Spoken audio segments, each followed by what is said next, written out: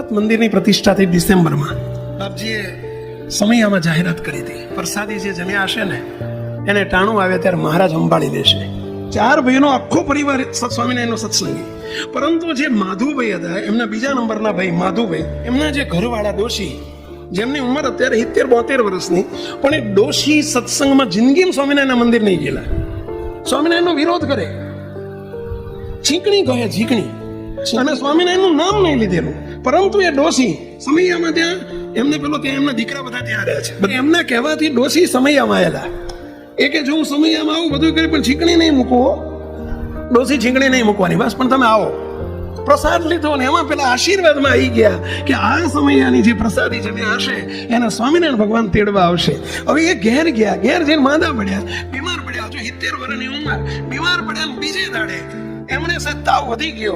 બીજે દાડે બપોરે 12 વાગે સ્વામિનારાયણ ભગવાન અબજી બાપા અને બાપજીને સંતોના દર્શન થયા. અને ડોસી બોલ્યા, આ સ્વામિનારાયણ ભગવાન આયા છે, અબજી બાપા આયા છે, આ બાપજીના દર્શન થાય છે મને. અને મને એમ કહે છે કે 4 કલાક પછી 4 વાગે અમે તેડવા આવશું. વાગ્યાના ટકોરે મહારાજ જો આયા ને મને લેવા, હું જઉં છું.